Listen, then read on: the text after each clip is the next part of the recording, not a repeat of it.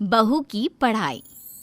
कहानी एक ऐसी लड़की की जिसका कभी पढ़ना शौक नहीं था। उसके शौक तो थे सिर्फ घूमना फिरना, दूसरे लड़कियों के कपड़े देखना और ऐश की जिंदगी जीने का था। देख बेटा, वैसे भी हम लोगों के पास जो पैसे हैं ना, उससे तू पढ़ ले या फिर तेरी शादी करा देते हैं। माँ सोचना क्या है, शादी करा दे, बात खत्म, मैं भी सेटल हो जाऊं। वैसे क्या है ना माँ, शादी किसी अमीर लड़के से करवाना। कोई अमीर लड़का तेरे जैसी 12वीं पास के साथ क्या शादी करेगा? उसका सपना तो किसी कमाओ और टैलेंटेड लड़की के साथ शादी करना होगा ना। अब देखिए ना मार्केट में क्या चल रहा है, कैसी कैसी लड़कियां पसंद की जा रही हैं। वहीं दूसरी तरफ राहुल प्यारा सा सुंदर सा लड़का, अच्छी नौकरी, बड़ा घर और संपन्नता का सारा सामान, लेकिन बेटा तबीयत ठीक नहीं रहती, कोई घर देखने वाली अच्छी सी लड़की मिल जाती तो। माँ घर देखने के लिए तो नौकर भी रख लेंगे, लेकिन पढ़ी लिखी कमाओ समझदार लड़की घर जोड़कर चलेगी, ना कि तोड़कर।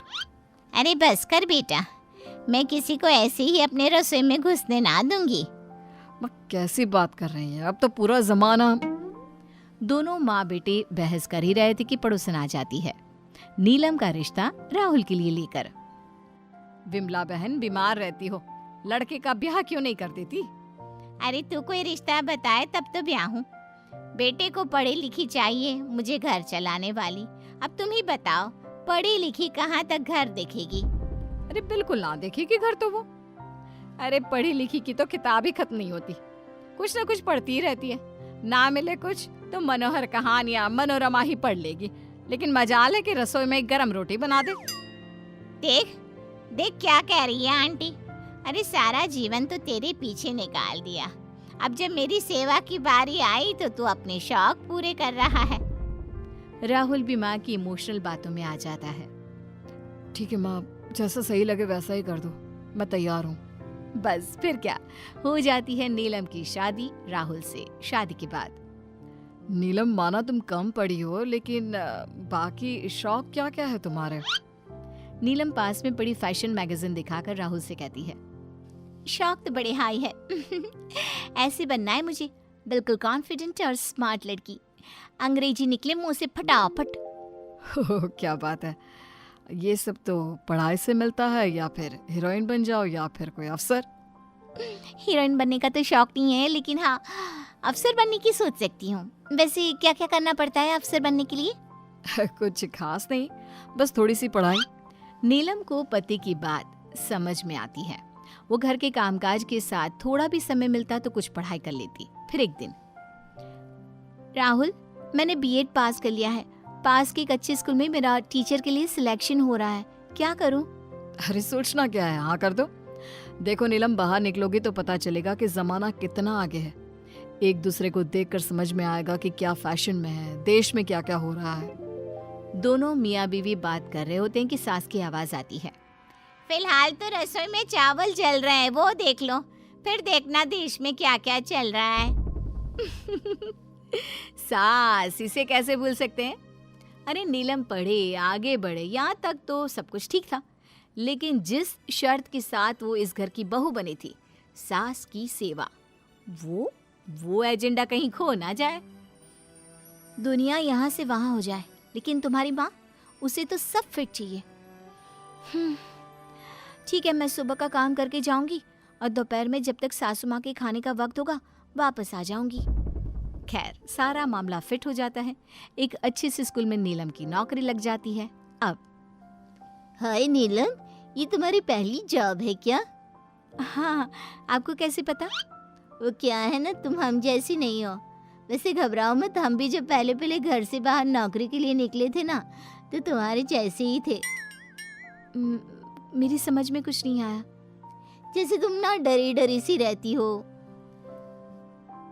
बच्चे जितना प्रिंसिपल से नहीं घबराते ना, तुम उससे ज्यादा घबराती सी दिखती हो। हाँ वो तो है। फिर क्या था, नीलम ने एक फंडा बनाया। वो एक ऐसी टीचर को अपना रोल मॉडल मानने लगी जो किसी से ठीक से बात भी नहीं करती थी, अपने सामान और चीजों का घमंड करती थी। अब नीलम, ये क्या है सासू माँ? अगर मुझे थोड़ी देर हो जाए तो आप खाना गर्म करके खा भी नहीं सकती? ये क्या बात हुई? सास जो कि उससे 4 हाथ आगे होती है। देख, 4 पैसे की कमाई का घमंड तू मेरे आगे मत दिखा बहू। जब स्कूल 1 बजे छूटता है तो तू रोज रोज बाजार के चक्कर क्यों लगाती है, ये बता। तो आपको इस बात का पेट में दुखता है? अब स्कूल में क्या वही साड़ियाँ पहनकर जाऊंगी जो आपने दी थी गंवारों वाली? बहू सास से लड़ रही होती है कि पति आ जाता है। नीलम, कैसे बात कर रही हो माँ से? बात करने का तरीका होता है, पढ़ी लिखी औरतें ऐसे बात नहीं करती।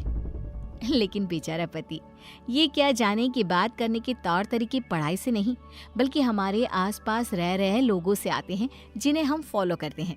अब क्या था, अगले रोज स्कूल में नीलम अपनी घमंडी औरतों वाले ग्रुप में। यार मेरा पति भी ना सही नहीं है, 1 नंबर का माँ का गुलाम है वो। अरे माँ को कुछ बोल दो तो ये नहीं देखेगा कि बुढ़िया क्या कर रही है, सीधे मुझे ही बोलना शुरू कर देता है। हाय रे, कैसी रहती है तू ऐसे पति के साथ? मैंने तो पति को मुट्ठी में रखा है, मुट्ठी में। मैंने भी। अरे यार, ज्यादा ढील दे दो ना तो ये पति सर पर चढ़ जाते हैं। मैं भी, ज्यादा बोलते हैं तो घर में ऐसा कलेश मचा देती हूँ कि पूछो मत। नीलम समझ जाती है कि उसे घर में कैसा व्यवहार करना है। अब आए रोज घर में कलेश होता। पति परेशान होकर अब घर लेट आना शुरू कर देता है। क्या हो गया है, आजकल कहाँ जा रहे हो? रोज रोज लेट आते हो, घर में दिल नहीं लगता है क्या? सास बेचारी, वो भी रोज रोज के झगड़े से तंग आ जाती है। वो तो अब अपने कमरे से बाहर ही नहीं निकलती। घर में ना कोई रौनक रह जाती है और ना ही कोई आता जाता है। फिर एक रोज, माँ जी मैं देर से घर आऊंगी, मेरे बचपन के स्कूल फ्रेंड्स आ रहे हैं। सास कुछ नहीं बोलती, रोक देती तो क्या बहू रुकने वाली थी। वो किचन में जाती है और खाना बनाने लग जाती है। काफी देर बाद बेटा घर आता है। नीलम कहाँ है माँ, दिखाई नहीं दे रही? माँ हाथ में खाने की थाली लेकर कहती है, ले खाना खा ले। वो घर में नहीं है, कह रही थी कि स्कूल के दोस्त आए हैं। पति सर पर हाथ रख लेता है। देख बेटा, मैं ये नहीं कहती कि पढ़ाई लिखाई ठीक नहीं है, लेकिन हाँ, उस पढ़ाई को घमंड बना लेना गलत है। ये मान लेना कि मैं पढ़ी लिखी हूँ तो घर में नहीं रहूंगी, कोई कुछ बोल नहीं सकता, बड़ों का सम्मान नहीं करूंगी, तो ऐसी पढ़ाई किस काम की? आज घर की सारी रौनक खत्म हो गई है और बहू को घर में रहना ठीक नहीं लगता। तू भी देर से आता है, तू ही बता ये क्या हो रहा है घर में? तू सही कह रही है माँ, मैं नीलम से बात करूंगा। अगले दिन नीलम से उसका पति कहता है, देखो नीलम, मुझे तुमसे कोई बात करनी है। हाँ मुझे भी करनी है तुमसे बात। वो क्या है ना, स्कूल की नौकरी से कमाई ज्यादा नहीं हो रही है तो मैंने घर में ट्यूशन पढ़ाने की सोची है। अरे पर इतना पैसा करना क्या है, मैं भी तो कमा रहा हूँ और घर में माँ का ख्याल रखने वाला कोई नहीं। इस उम्र में भी खुद ही खाना बना रही है वो। तो मैं क्या करूं? क्या घर का काम कराने के लिए शादी की थी? और की भी तो फिर पढ़ाया लिखाया क्यों? तुम ही तो कहते थे पढ़ी लिखी लड़की चाहिए। अब इतनी पढ़ी लिखी कोई रसोई में थोड़ी ना जाती है। नीलम पति की बेइज्जती करके वहां से चली जाती है। बेटा, अब जब दोनों पैसा कमा ही रहे हो तो एक नौकर रख लो। अब मुझसे काम नहीं होता, वैसे भी क्या किया जाए। रसोई साफ होने के बाद मैं अपनी 2 रोटी बना लिया करूंगी। तुम लोग तो नौकर के हाथ का भी खाना खा सकते हो। और घर में नौकर भी आ जाता है और बहू की ट्यूशन भी शुरू हो जाती है। बहू के हाथ में अब ढेर सारे पैसे होते हैं। एक दिन, नीलम, ये अलमारी में इतने सारे पैसे, ये कहाँ से आए? कहाँ से आए मतलब? पढ़ाई की कमाई के पैसे हैं और क्या। अच्छा जी, इतने सारे पैसे, वो भी स्कूल और ट्यूशन से? तुम ना चुप ही रहा करो, जलन हो रही है ना कि बीवी तुमसे ज्यादा कमा रही है। हाँ बस फिर क्या था, बीवी की मनमानी चलती रहती है। लेकिन फिर एक दिन घर में पुलिस आ जाती है। पति दरवाजा खोलता है। जी आप यहाँ? नीलम जी यहीं रहती है क्या? कहाँ है वो? सामने बुलाइए उसे। हाँ हाँ, नीलम मेरी बीवी है, लेकिन हुआ क्या है? उन्होंने स्कूल से चोरी से पेपर निकाल कर बच्चों को बेचे हैं। उनका वीडियो भी है हमारे पास जो वायरल हो रहा है, आपने नहीं देखा? पति बीवी का वीडियो देखता है जिसमें वो ढेर सारे पैसे लेकर बच्चों को पेपर दे रही थी। नीलम को पुलिस ले जाती है। वो रोती रहती है। फिर कुछ दिनों बाद उसे जेल से छुट्टी मिलती है। वो घर आती है। देखो नीलम, अब तुम इस घर में नहीं रह सकती। तुम्हारा वीडियो वायरल हो चुका है और अब सब तुम्हें लालची टीचर बुला रहे हैं। हमारे घर की भी बदनामी हुई है।